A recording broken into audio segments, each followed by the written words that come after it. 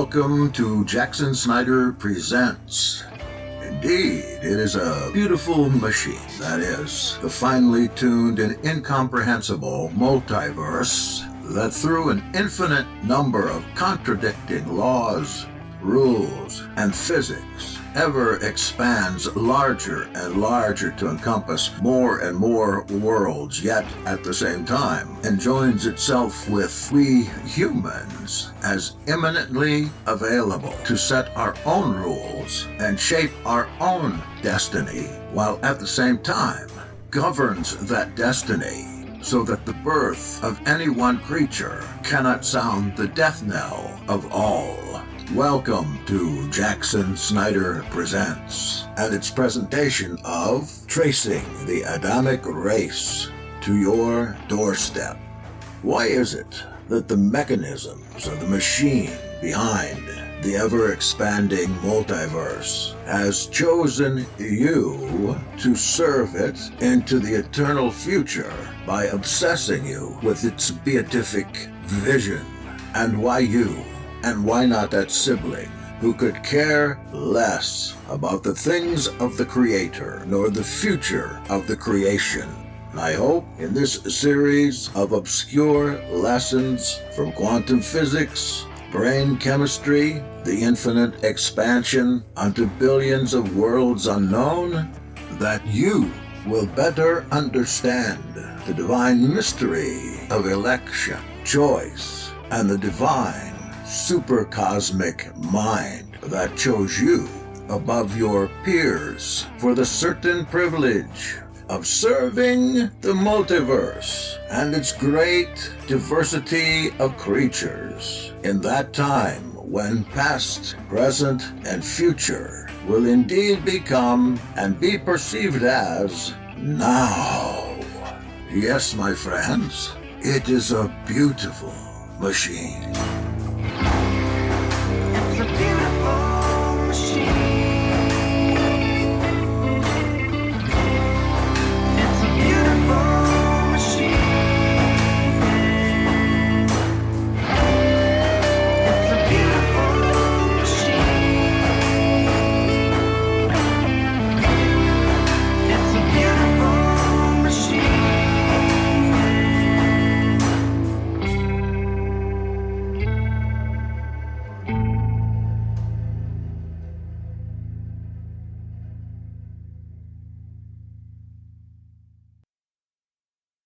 Well, you see, I've been studying quantum physics the last few weeks and genetics again. And now I'm beginning to believe that if I'm turned away from the moon, it's not there anymore. I've also learned that a person that has to make a decision makes every decision possible in the particular situation, but only remembers one. That's a multi-universe theory that's so hot right now. If you've been watching a little bit on the YouTube quantum physics, then you'll know what I'm talking about, the multiverse. And that as the farther we get out in space and observe space, the more that space expands, because it expands because we're looking at it. Obviously, you know about the experiments with electrons. If you don't, there's a box, got an electron shooter, you've got a plate in the box with two holes in it, and you've got a target on the other side. Okay. You're shooting the electrons at the holes in the partition. If you're looking at them, they come out as bullets, and they'll leave on the target 2 blotches of bullet holes. But if you're not looking at them, they're not particles anymore. They're waves, and they leave the disturbance pattern of waves on that target back there, just like waves of the water. If you look at it, it's a particle. If you're not looking at it, it's a wave. And you can look afterwards and see that it came through as a wave. And it becomes a wave, then the pattern on the target is like stripes. You know how waves will come through 2 different holes and they'll interfere with themselves. So you get stripes. If they come through as solid objects like bullet, there's going to be 2 kind of bullet hole places in the target frame. Now, it's the strangest thing, because what the inclination to think here is that these electrons that are being shot are making up their minds, which to become, a particle or a wave when you're looking at them. All right, so they tried to figure this out by putting mechanical cameras in to the box. So nobody's looking at them. We're going to see them as waves. But what they got from that was even the electrical eyes that were in there, observing them, the particles shooting toward the two holes in the partition and then the target back there, were coming through as particles when an electronic camera was looking at them. So you take the cameras out, put the top on the box and shoot them again, and they become a wave. This is really strange. In fact, when they come out as a particle and you're looking at them, you would expect them to go through one hole or the other in the partition.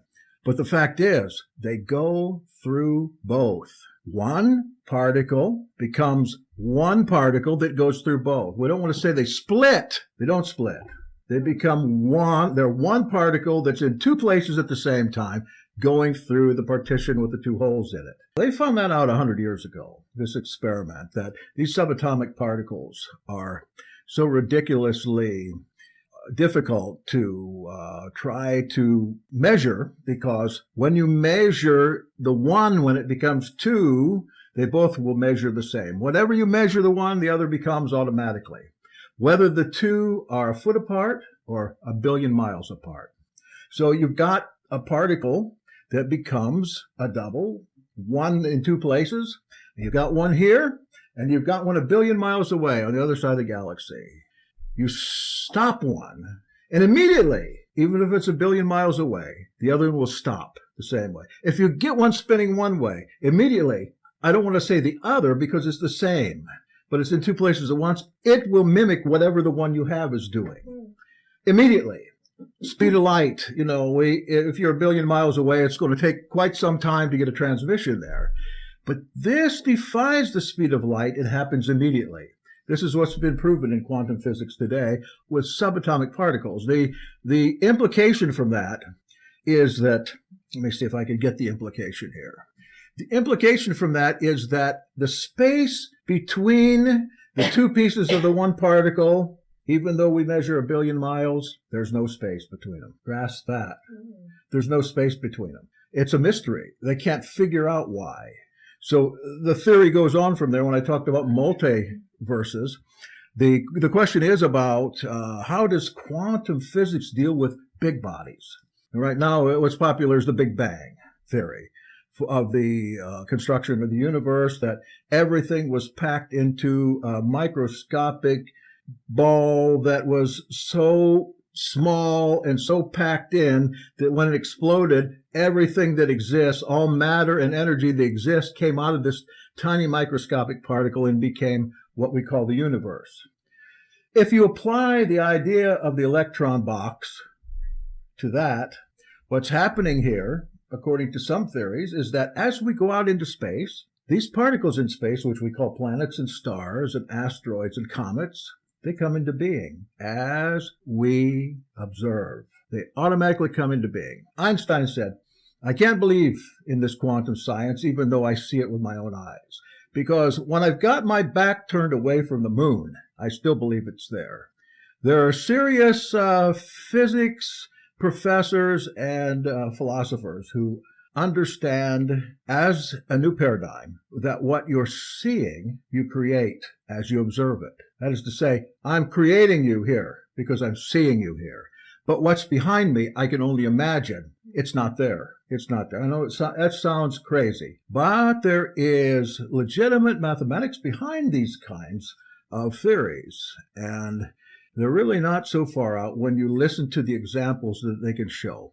All right, so the next example that we might take from this is, I mentioned before, our personal selves.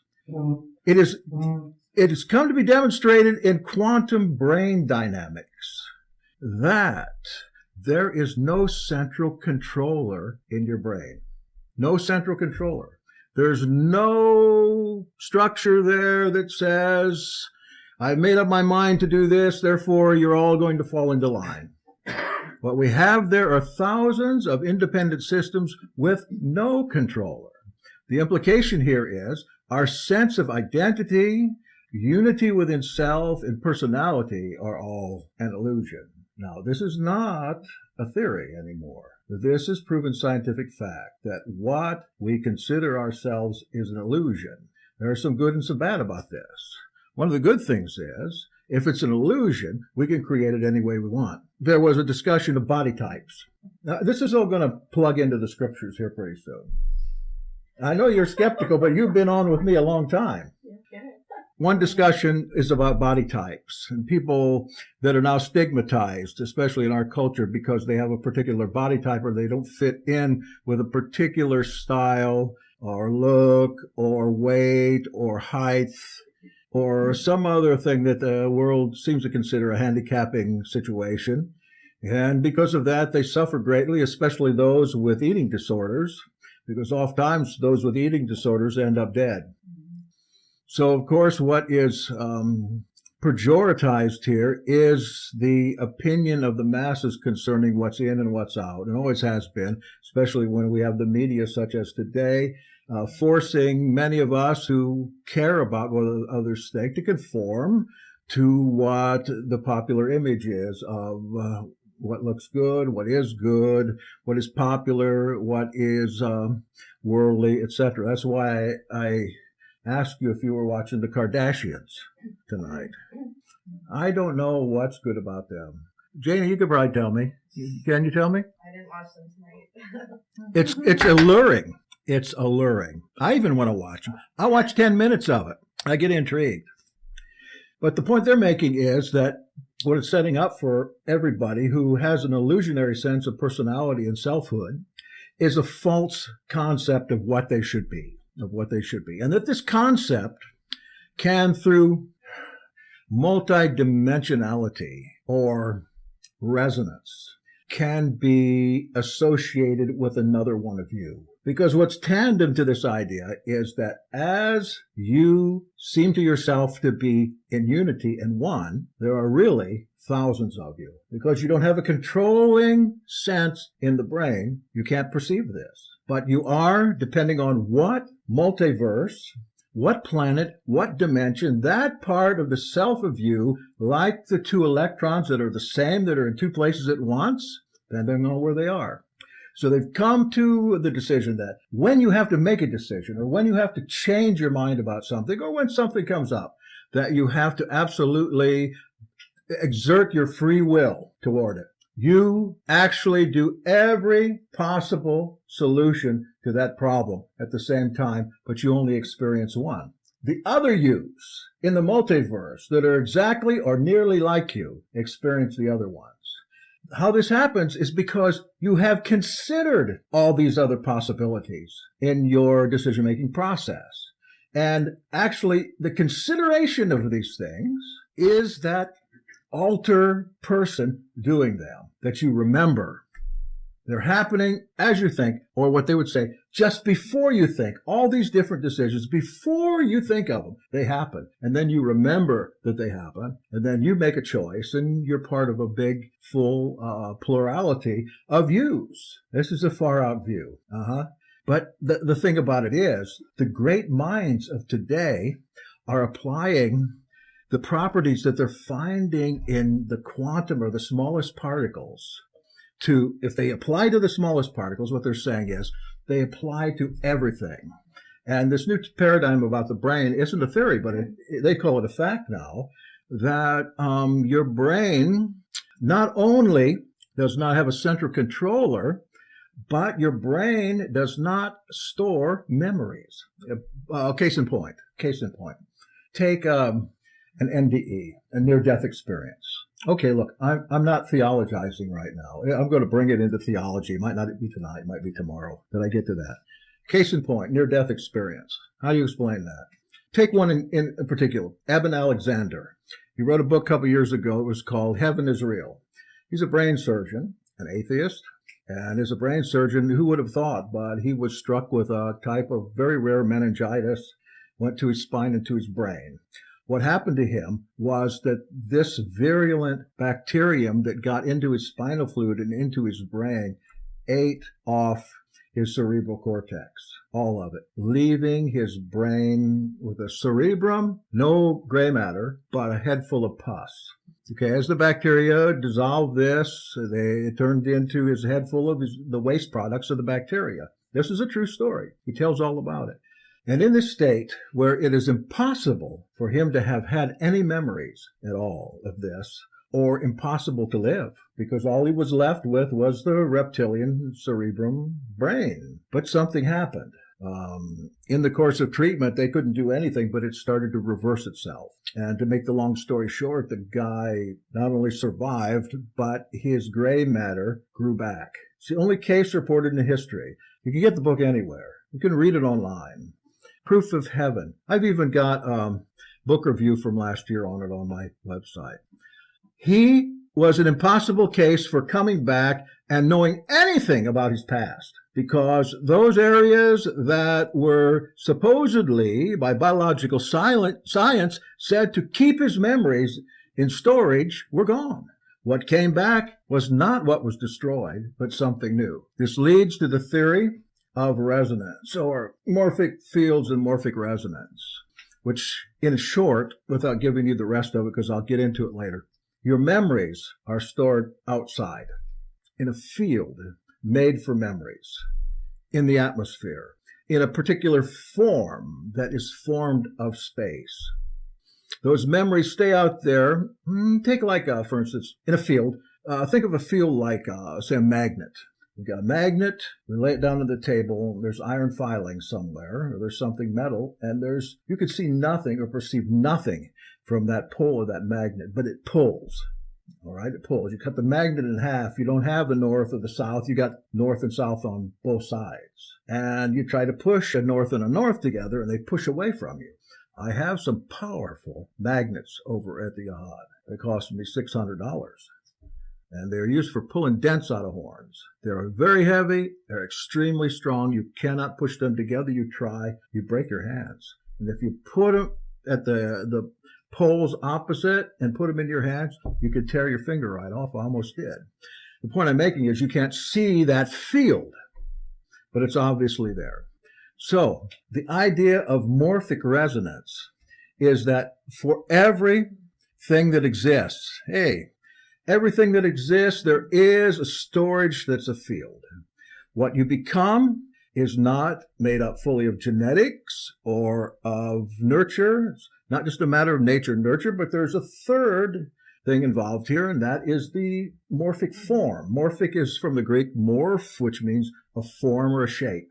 Out here are shapes in the atmosphere, shapes for the particular organs of your body. Or you take a fetus, for instance, a shape of the developing parts of the fetus. There'll be one big form for the entire thing, and then there'll be sub-forms and shapes out there. And this is a big theory right now, because Eben Alexander comes back with his memories. But this is just one example of many such things, especially near-death experiences where people have their eyes taped, they're completely out with anesthetics, yet they're able to see, not only in the room where they are, but all over the place. They're able to move, they hear acutely, they see finely, they are light, they are encumbered when they come back into the body, they are disappointed that they're no longer in the state of this kind of freedom. Well, the thought is now they are moving back with their life force into the morphic form. Do you think that all the quantum multiverse possibilities apply also to Yahshua? I think that Yahshua had power over them. He was very smart. He didn't discuss quantum theory with the disciples. He discussed it with Mary Magdalene.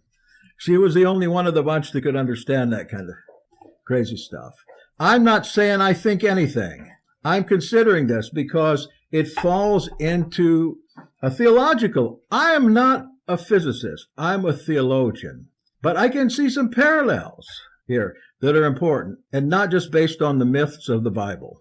But I want to go to the myths right now because I've got to convince you of something next. I'll probably quit after I convince you of something and continue this tomorrow at 3 o'clock. I hope that you have a Bible tonight. Go to Genesis 1 and 2. I want to show you something that is heretical. It's heretical, but it's textual. What we need, if we're going to follow a Bible, We need a Bible that's translated right. I don't think that I found a chapter in the last 25 years that even an amateur like me can't see that it isn't translated wrongly purposely or in such a way as to appeal to archaics and fools rather than people who should have free will to decide for themselves what they believe, what they're inspired for, what they're anointed to. If you have your Bible, turn with me to Genesis. Let me see, this is Genesis 1. And as you've heard me say several times, there's two creation stories. And what I intend to prove to you to end up tonight is that what's happening in those two creation stories is that there are at least two types of humankind created. That it's not the same story overhauled, and that it's not just mythology, but it's soteriology, a historical fact about a spiritual truth, not necessarily a physical historical truth. But it's meant to show you something beyond what you can see in first glance. It's like Yeshua says, he says, I tell these things in parables in Mark. So those that hear won't hear and won't turn and repent. He's talking in secret language most of the time. And so are the myths and stories of the Pentateuch. I've got it in Greek here, so I'm trying to find the verse number. You have your Bible there? Yeah, here. All right. Where does it say, according to the image of God, he made him? It should be about 28 or 27 of chapter 1. Oh, yes, 27. Okay. And Elohim created the man in his image. In the image of Elohim, he created him. Male and female, he created them. Is that it? Oh, yeah. Now, let me translate this for you correctly. According to icon, the image, or an image. It doesn't have the direct article there. It says, according to an image of Elohim. Epoiesin, he made, or he did, or he manufactured them. Elohim made him, this man, this anthropon. And then it says, male and female, he epoiesin, he made, past tense, autus, them. You are into Jackson Snyder Presents, a presentation of the Vero Essene Yahad and Hebrew Nation Radio. It's time to take a short break. We'll be right back. And it says, and bless them did the Elohim, saying, grow and multiply and fill the earth and katechupereusate, dominate it, and control the fishes of the sea, and the winged creatures of the sky, and all the cattle, and all the earth, and all the crawling things, that is, the ones crawling upon the land. Elohim said, behold, I've given to you every grass fit for sowing, etc. He makes a man, not a man, he makes men, and he makes women. And he gives them the land, not the earth. The word behind that is in Hebrew, heretz, or in Greek, gay. He gives them the land.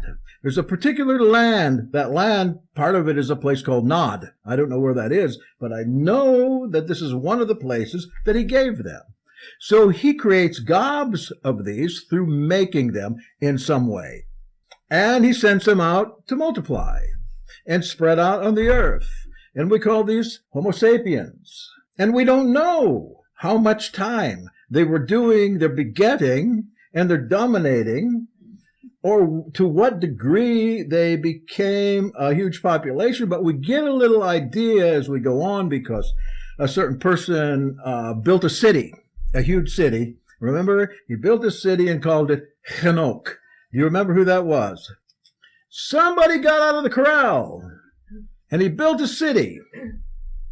A guy that was supposed to be tilling the ground and being a nomad and working by the sweat of his brow, he doesn't do that. It says he builds a great city and calls it after his son Hanok. Who was it? The first murderer. Cain. It says Cain went to a place called Nod, the land of Nod, and he knew his wife. That's always a big joke. Who's Cain's wife? Oh, let's ask the pastor. Oh, it was his sister. They didn't have incest then. Of course they did. It wasn't his sister at all. Let's going to go on to the next creation story. There's two of them. And I'm going to prove to you that they're not the same. They're diametrically opposed. Let's go to chapter 2. And I got a whole lot of commentary on this, but I'm not going to give it to you. If I can't convince you of this in the next 10, 20 minutes, then I'm going to quit.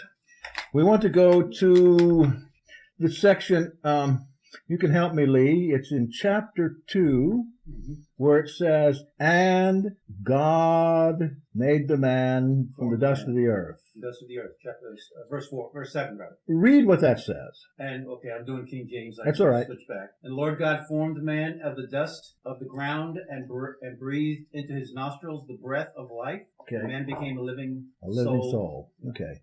All right, what it says here, and Elohim shaped. Remember what I told you about amorphic resonance? That word morph means shape. He shaped there is here the definite article, man, anthropon. Elohim shaped the man, taking dust from the land, or from the ground. Is this what he did in the last chapter? No. Not at all. Not at all. He manufactured men and women and sent them out to multiply. Now what does he do? He shapes. It's like the allegory in the Psalms where Elohim has hands and wings and a voice like a trumpet. He takes this dirt and he shapes with his hands one man. One man. Different verbs used here completely because this is a different creation. It could be thousands of years later after the first. The gap theory has to do with creation at the beginning of Genesis. I don't know what you call this theory, but I've never believed that these two stories could be possibly put together as one. That's why they're left as two. Let's take a look at the Noah's Ark story. There you've got obviously two stories. A caveman could see it because there's a constant contradiction every other line in that story. But if you separate Noah out, you can get two coherent stories that do not contradict themselves. They could have done the same thing here, but they couldn't. These stories are too different. In the first creation, how does it work? What's the first thing created? Heavenly bodies or something? Heaven and earth. Well, sure. Well, look at the sun. The sun doesn't come along till the fourth day. All right, so by the time the sixth day, we've got life. We've got a bottom-up creation here, and at the end of the life is a kind of a crowning glory of the whole creation, and that's an intelligent being, to some extent intelligent, that we call today Homo sapiens, somewhere and around the land of Nod. In the second story, it happens completely different. A man is formed by the hands of Elohim with dirt of the ground. Next, and epsusesen, psuse, that sounds a lot like suke. A lot of people know what that means in Greek, the suke. Suke means spirit. We get the word psychology, which deals with the mind, psychopathy, you've got disease of the mind, psychopath, like a lot of our friends are. Okay, so we've got Elohim ensukifying this man he made. Of course, it's translated, he breathed on him. It's the same word in both Greek and Hebrew. Wind, breath, spirit, all three. In Hebrew, ruach. In Greek, psyche, same thing. So he takes this clay man and he breathes the breath of life. And you remember at the end of the Gospel of John, John breathes on these fellows and they receive spirit. All right, that's an antitype of this. Something different happened. Did he breathe the spirit on these first guys? No. They were spiritless humans. What is a living soul? All right, we've been taught in church and in Greek mythology that we are three parts, body, soul, and spirit. But in a Hebrew way of thinking, a nephesh is not an immortal soul. A nephesh incorporates an intelligent body, a body with a brain. That is a nephesh. It should say that in there instead of a living soul that the Catholic Church could get a hold of and screw up the entire theology of the Bible by promoting the living immortal soul. It should say, and man became a living, intelligent being, or intelligent body. He gets no spirit. Over here, we got a man with a body, obvious intelligence, and he's breathed the ruach, the spirit. Okay. Breathed in his face, prosopon, the breath of life, and became the man, there's the direct article again, a living soul? No. Into an intelligent body that's living. That's literal. Into an intelligent body that's living. Into a sukein zosein. Okay. Into, not a. The word here is ace, which means into. There's no word in this language for a, the indirect article. There isn't any. So now we're shaping up two different, I can't say species, but I can say genus, species, family. Two different families, there we go, of humankind. One of those we call Homo sapiens at this time. One I call Homo Uranos. Uranos means sky, because he's breathed with the wind for the sky, life into him. We've got two different creatures here, but they're the same species, obviously, because Cain goes to the land of Nod, knows his wife, and they have children, and one of them's name's Enoch, and they build a great big city. Okay. He became a living nephesh. Now let's go on a little bit. Is that the Enoch? This is Genesis. We're in Genesis 1 and Genesis 2. Enochs, right? Yeah, this was not the same. Sorry, yeah, they're two different ones. And I might say also that in the first creation, you will notice that Elohim manufactured these things. Second creation starts in Genesis 2:2. All of a sudden, Yahweh is there. So there's a dichotomy here. Yahweh and Elohim, of course, in later theology are both the same, because the same people worship them under different names and titles. However, how can you be in two places at once when you're really nowhere at all? Well, you get into quantum physics and you can be. So we've got Elohim, and then we've got Yahweh picking up dust and breathing on, creating something different, the Homo Uranos. Don't you think these geneticists that have mapped the human genome knows this? Do you think the Earth is flat? Don't answer that. Everybody thinks the Earth is flat these days. I don't care. Flat or not, I'm going to be happy either way. All right. So, and Elohim planted paradisos, paradise, and Eden kata Anatolas in Eden, according to, what does yours say? What verse? I'm not sure. And Elohim planted paradise in Eden according to something. And he put there the man whom he shaped. He's making a distinction here. The formed man is here in his hand, and he's clearing off a piece of this land. And it says paradise in Eden, according to the translation, is east. But the word used there, what does it say east there? Verse 8. Yeah, what does it say? He planted a garden in Eden to the east. All right. And there he put the man whom he had formed. What is the old name for Turkey? Anatolia. Anatolia. It says he formed Eden in Anatolia. The translator wants to say in the east.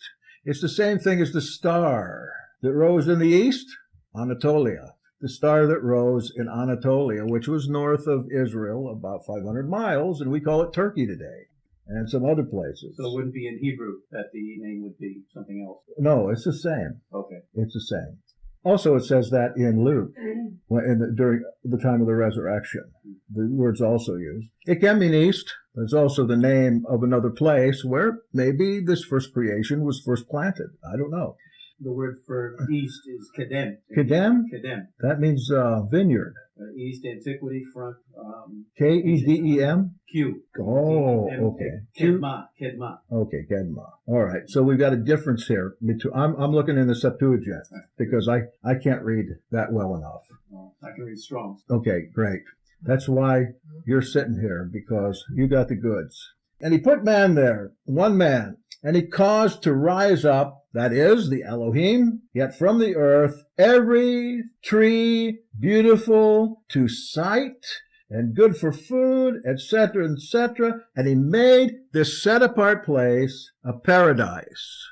Paradosis, it means alongside giving. Okay, giving alongside, which would mean something like parakletos. The paraclete, that is being alongside. This is the idea here is that Elohim was alongside of him, donating this to him, creating this for him as they were side by side. And then we read later that they walked together in this garden. This Greek version is much older than the Hebrew version that we have. Much older, 1,000 years. That's why one of the reasons I use the Greek version. It's more accurate. So we have them walking together, and as Elohim, Yahweh, is looking and observing this land, things just become. Now we kind of understand a little bit about creation and how things, at least in the first creation, were made. He observes them and he speaks them in a way, and they become. Is the moon behind me right now? What's behind me? I don't know, but I'm going to create it right now. And what I'm seeing is the same thing from the back that I saw from the front, but a mirror image. You didn't know I knew there was a mirror back there, did you? I don't have the part about Cain and Abel. We get into that when we get into the animal apocalypse, because this deals directly with a section in Enoch that is a huge mystery to people that I'm going to explain to you and show you how to decipher it instantly and see the significance for today, especially on a quantum order. But right now, I've got to ask you a question and poll you a little bit. Are you at least a little convinced that these two creations of humankind are different? You're a little convinced? Even though they are completely diametrically opposed. We have in the first one all these animals and plants and stuff and fish and everything. The last thing are men and women. In the second one, we've got the man. The land is made, the man. Then the animals come to be through the walking through this place as Yahweh perceives them. They come to be looking for a helpmate for the sky. That's the reason these animals come to be. It is entirely diametrically different. There is no similarity between the two. And I'm not going to bore you for the next hour with 1,000 different comparisons that you can't put together in no way. But look, it's important for the rest of this dissertation in the next day or two for you to at least look at it from that perspective. If you want to get to the place where the Adamic race comes to your doorstep. Tracy, absolutely. RG, tell me who you are. Yes, it is possible that the two creations are part of a continuous process of Yahweh separating light from darkness. Well, that's a very good illustration. That is a very, very good illustration. Because that's exactly what the New Testament authors and the Dead Sea Scroll authors figured out about this whole creation business. The separation of darkness from light. I always wondered about that, says Yahshua. It always caught my attention. It should. Leave it at that. And if you can't come back tomorrow at 3 or so, I'll probably be late. And I'll give you some homework. There's just one guy I want you to listen to, Rupert Sheldrake. Everybody gives him the dickens. He's like the Eisenman of physics. Yeah, Rupert Sheldrake on YouTube. I didn't learn this on YouTube. I learned it from another source, but I went to YouTube to see if I could find Rupert Sheldrake on there. And he does have a YouTube lecture.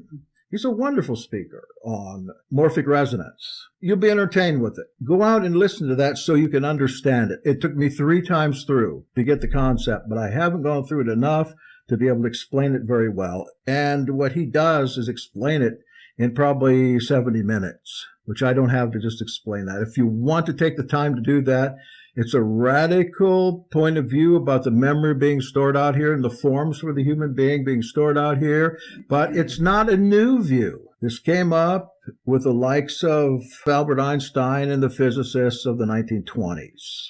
This idea came up, but when materialism came in, this idea was shelved as nonsense. But now that quantum physics has gone as far as it has, this has come back with a vengeance because it's altogether possible. Now, you're going to listen to the first part of it. Listen closely because he defines terms there. And you're going to say, this sounds nuts, but listen to the whole thing. And then we'll get back tomorrow if we can, if you can come. If not, we'll record it, okay? And in the meantime, I want to thank you for being a part of this. I got a really good bunch tonight, and everybody's quiet here. And I want to wish you shalom in the name of Yahweh Elohim until we meet again, either here online or in the next world. Amen. Shalom, Peter. There is a lot in there that is difficult to understand, that's for sure. But it's easier to understand than to explain, at least in regards to the first concepts that I put out there on this recording. And I would refer you to any of a number of YouTube lectures from scholars, Rupert, of course, first of all, and then perhaps you might want to listen to a recording on a multiverse presentation as well, because those that are expert in these fields are far more able to explain them than me. I do have a little bit of time left on this session, so I'm going to go ahead and go to the second session. In space-time, our form, physical form, our mental processes come together as a organism through the use of forms. Like it says that Yahweh shaped Adam and blew the spirit into him. These shapes of us as people and all our organs and all the internal things of us and everything else are out there in space-time. And one of the things about this that is the most unusual is your brain, for instance, does not hold the sum total of who you are as a human being. Neither does it hold your memories or thoughts. All these memories and thoughts that you have accumulated in your life are held out there in space-time in morphic fields, which means your thoughts and memories, your life, and everything about you, your form, is available to future generations that fit the particular form pattern that's out there, and that you're leaving something of yourself for your progeny as far as away as 1,000 years or 10,000 years later or 10,000 miles away, since there's nothing but now in space-time. And that also qualifies you to receive memories and experiences in the forms of your ancestors that come down to you because, and your forms, they're alike enough to share. That's hard for me to explain because we are stuck in linear time, and that's the way we think. But suffice to say, what his idea here is that all things and all people with these morphic fields out in this great resonance of space-time, there's a sharing going on.